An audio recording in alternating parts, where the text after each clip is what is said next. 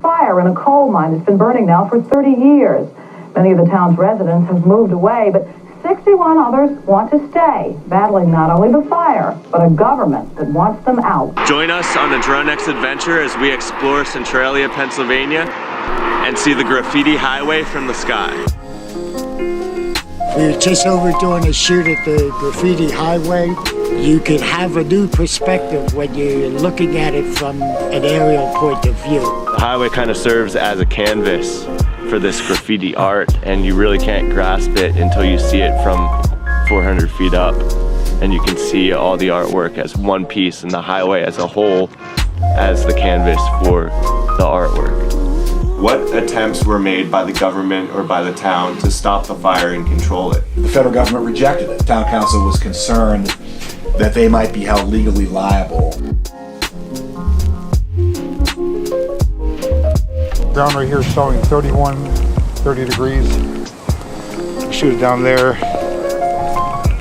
Okay, it's showing 38, 39. That's why there's no snow in that area there, just because it is elevated temperatures compared to the surface. But how were the townspeople affected by the mine fire once that started to become an issue? The people in those houses started getting sick, and the houses were acquired and demolished. Centralia Mayor Anne Marie Devine says the state study is outdated and inconclusive.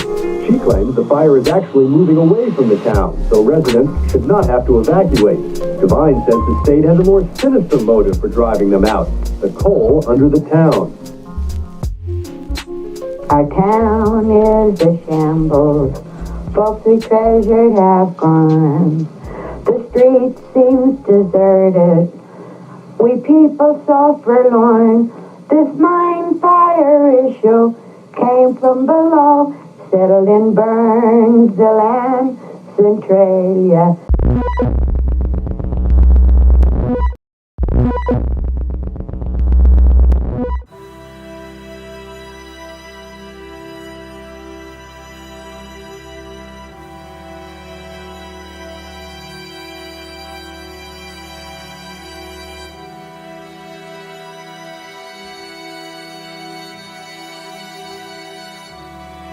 One of the biggest detriments to people was the impact on their mental health. A lot of people talk about like Foucault's Panopticon idea really coming into play here, this like all seeing eye. And John Haviland, the architect of this building, was looking for a plan and creating a plan that would allow for surveillance easily when all people were locked down all the time. Solitary confinement and the isolation was a huge part of the design of the building. Everything about the original architecture of Eastern State is completely linked to its original philosophy. So this really was the first true penitentiary in the world.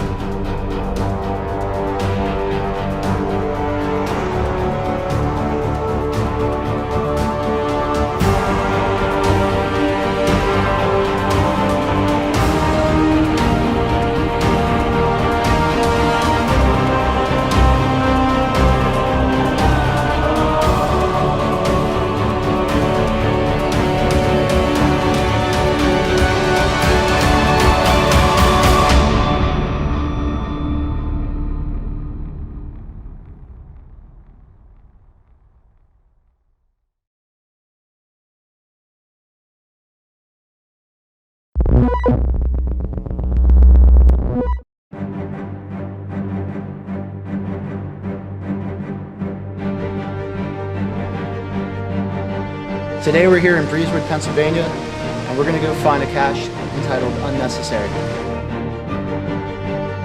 Enter extreme geocaching. This is where the difficulty and terrain ratings are maxed.